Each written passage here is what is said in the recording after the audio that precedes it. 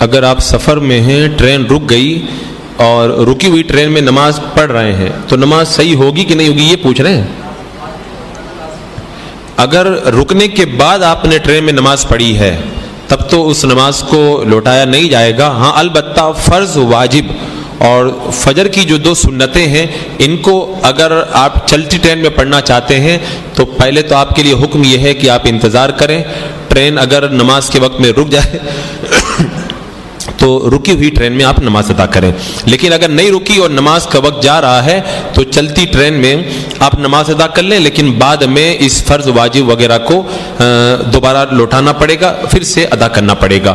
لیکن ٹرین رکنے کے بعد میں جو رکعتیں یا نمازیں ادا کی جاتی ہیں ان کو پھر دوبارہ نہیں لوٹایا جاتا. وہ نماز پڑھنا درست ہے اور صحیح ہے. جی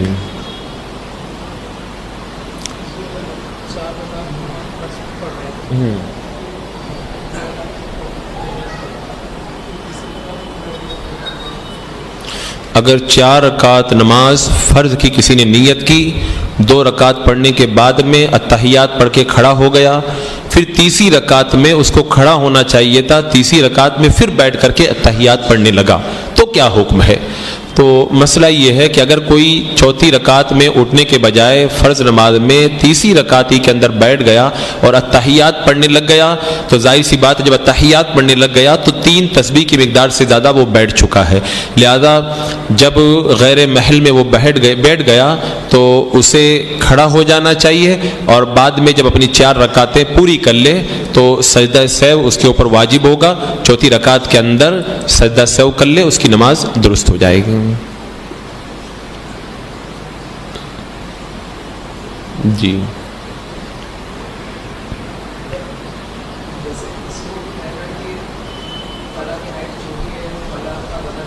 کیا ان کا سوال یہ ہے کہ کسی کو یہ کہنا کہ یہ چھوٹے قد والا ہے یا اس کی ہائٹ چھوٹی ہے، یہ کہنا درست ہے کہ نہیں ہے؟ اصل میں جو غیبت کا باب ہے اس میں جو باتیں بیان کی گئی اس میں ایک بات یہ بھی بیان کی گئی ہے کسی کو ناٹا یا ٹھینا بھی نہیں کہنا چاہیے، یہ بھی غیبت ہے.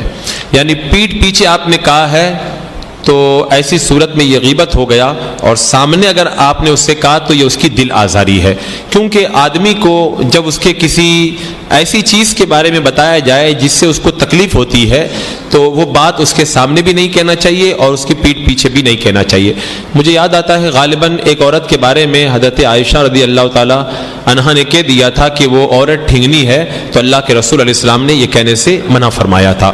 کیونکہ جو بات اس کو سامنے کہنے سے تکلیف ہوتی ہے، پیٹھ پیچھے اس بات کو کہنا یہ غیبت ہے. اس کے پیٹھ پیچھے بھی وہ بات نہیں کہنا چاہیے. اگر کسی نے ایسا کہہ دیا ہے تو اس کا طریقہ یہی ہے کہ اس سے کہے کہ بھی تمہاری عدم موجودگی میں نے ایسا کہہ دیا، میں تم سے معذرت چاہتا ہوں اور آئندہ میں تمہارے قد کے اوپر اس طرح کا کوئی تبصرہ نہیں کروں گا.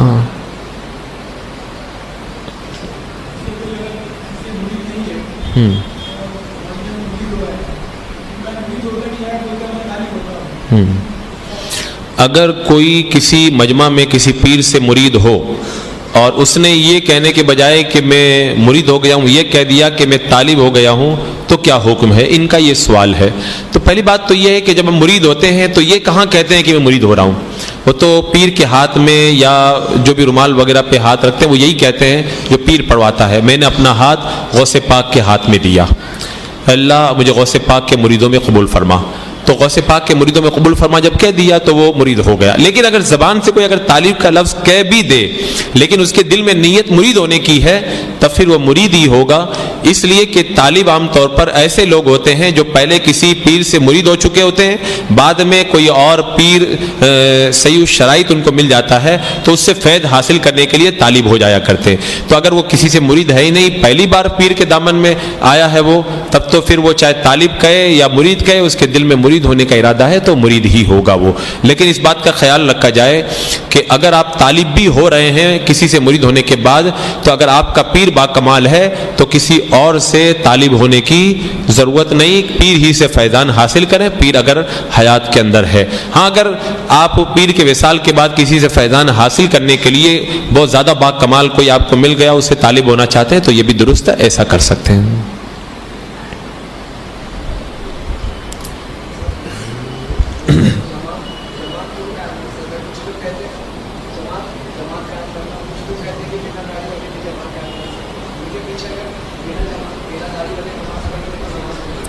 بغیر داڑھی والا اگر مصلی امامت پہ کھڑا ہو کر کے نماز پڑھائے تو اس کے پیچھے بغیر داڑھی والوں کی نماز ہو جائے گی یا نہیں؟ یہی سوال ہے نا آپ کا.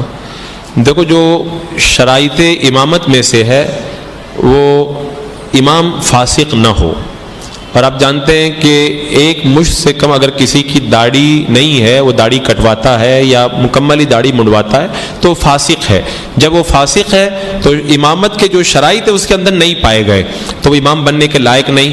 تو لہذا وہ امام جب نہیں بن سکتا تو اس کے پیچھے چاہے داڑھی والا نماز پڑھے یا بغیر داڑھی والا نماز پڑھے، کسی کی نماز بھی فاسق کے پیچھے درست نہیں ہوگی. اگر پڑھ لی کسی نے تو ان نمازوں کو پھر سے لوٹانا پڑے گا.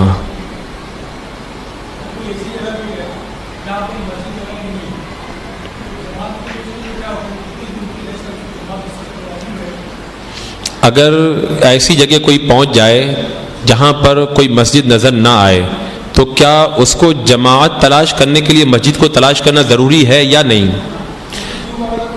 ہاں، تو ایسی صورت میں حکم یہ ہے کہ اگر وہ اہل سنت و جماعت کی کوئی مسجد اپنے قریب میں پا سکتا ہے جہاں پر جا کر کے وہ فرض نماز ادا کر لے تو اس کے لیے ضروری ہے کہ جا کر کے وہ مسجد کے اندر نماز ادا کرے. اگر مسافر نہیں ہے وہ تو اب اس کے اندر مسئلہ یہ ہے کہ کتنی دور تک تلاش کرے.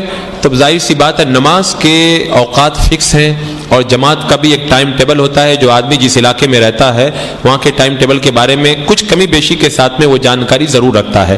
تب اس کو معلوم ہے کہ بھئی اتنا نماز کا ٹائم ہے اور عموماً بمبئی کے اندر جماعت اتنے بجے تک ہوتی ہے تو اتنے وقت کے اندر اتنی قریب میں کوئی مسجد میسر آتی ہے تب تو جا کر کے وہ تلاش کر کے نماز ادا کر لے. لیکن اس کو معلوم ہے کہ اب جماعت کا وقت بھی ختم ہو گیا، ایسے وقت میں بمبئی کی سرزمین پر جماعت جو ہے وہ نہیں ملتی ہے، تو اگر اس کے ساتھ میں کوئی اور بندہ ہے اہل سنت و جماعت میں سے تو 2 ہیں یا 3 ہیں، وہ خود آپس میں مل کر کے جماعت قائم کر لیں. اگر کوئی بھی نہیں ہے تو مجبوری کی صورت میں وہ اکیلا تنہا نماز ادا کر لیں.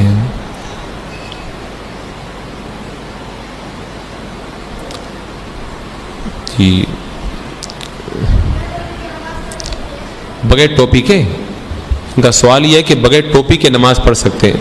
ویسے اگر ٹوپی کوئی نہ لگائے اور اس لیے نہ لگائے عاجزی کے ساتھ میں، تاکہ میں ایک عاجز بندہ ہوں، عاجزی کے ساتھ خشوع و خضوع کے ساتھ نماز ادا کر رہا ہوں، تب تو بغیر ٹوپی نماز پڑھنا کوئی حرج نہیں، اچھی بات ہے. لیکن اگر کوئی بغیر ٹوپی اس لیے نماز نہیں پڑھ رہا ہے، کیا ٹوپی لگائی جائے، نماز کے اندر کیا ٹوپی لگانا اتنا ضروری ہے تکبر کے ساتھ میں، تو پھر یہ بڑا سخت حکم ہے اور ایسا شخص بڑے وبال کے اندر گرفتار ہوگا. اور اگر کوئی ایسے قائلی کی وجہ سے ٹوپی نہ لگائے تب نماز تو ہو جائے گی، لیکن ایک ضروری مسئلہ یہاں پہ یاد رکھا جائے. بغیر ٹوپی نماز تو ہو جاتی ہے، لیکن آج ہم جس دور میں چل رہے ہیں اور خاص طور سے جس شہر میں ہم لوگ رہ رہے ہیں، یہاں پہ بغیر ٹوپی نماز پڑھنے والی ایک خاص جماعت ہے. آپ جانتے ہیں ان کا نام کیا ہے؟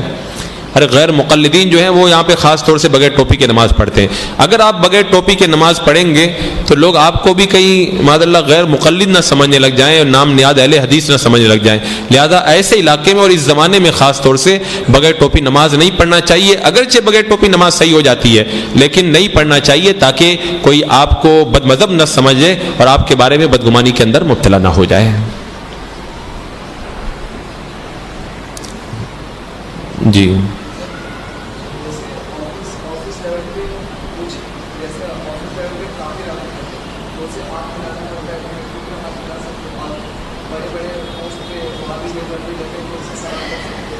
یعنی جو آفسوں میں کام کرتے ہیں اور مجبوری کی وجہ انہیں آفیسروں سے ہاتھ ملانا پڑتا ہے، صرف آفیسروں سے ہی ہاتھ ملانا پڑتا ہے نا؟ ہاں، اب وہ آفیسر بعض ہندو رہتے ہیں اور ان میں کچھ بد مذہب رہتے ہیں، تو ایسا ہے کہ بد مذہب وہابیہ وغیرہ جو مرتدین زمانہ ہیں ان سے سلام، مصافحہ اور کسی طرح کا میل ملاپ جائز نہیں ہے. ایسے لوگوں سے ہاتھ ملانا نہ تو آفس کے باہر جائز ہے نہ آفس کے اندر جائز ہے، ان سے کلی طور پر اجتناب کیا جائے۔ اور جہاں تک کافر وغیرہ کی بات ہے، ان سے بھی اس طرح کے دوستانہ تعلقات اور ہاتھ وغیرہ ملانا جائز نہیں ہے، لیکن اگر کوئی کافر ایسی پوسٹ پر ہے کہ اگر اس سے ہم ہاتھ نہ ملائیں تو ہمارا نقصان ہونے کا اندیشہ ہے اور یا کچھ اور تکلیف وغیرہ کی بات آ سکتی ہے، تو ایسے کافر سے مرے دل کے ساتھ میں عزت کے طور پر نہیں بلکہ یہ سمجھ کر کے کہ اپنا کام نکالنے کے لیے میں نے ایسے ہی ہاتھ آگے بڑھا دیا ہے، ایسی سچی مجبوری کی صورت میں خالی اس سے بے دلی کے ساتھ میں ہاتھ ملا سکتے ہیں، لیکن دل کے اندر کراہت رہے، کسی طرح سے اس کے حوالے سے دل کے اندر محبت کا برتاؤ نہ پیدا ہونے پائے ہیں۔ اب سوال جواب مکمل ہو گئے، اب ختم کے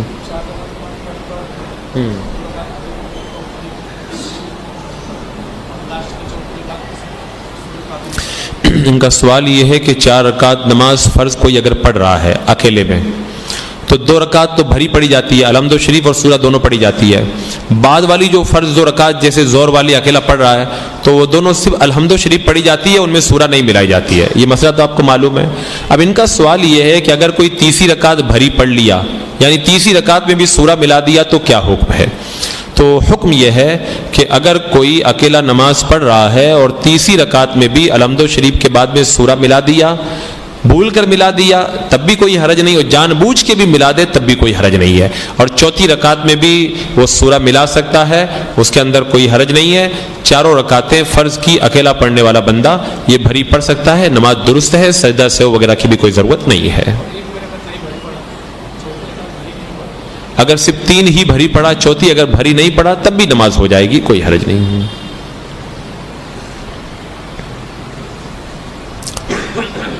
ٹھیک ہے، اب صلاۃ والسلام ہوگا، اس کے بعد میں فاتحہ ہوگی۔ اللہ تبارک و تعالیٰ کلمہ حق کو قبول فرمائے، جو خطائیں ہوئی ان کو معاف فرمائے۔ السلام علیکم ورحمۃ اللہ۔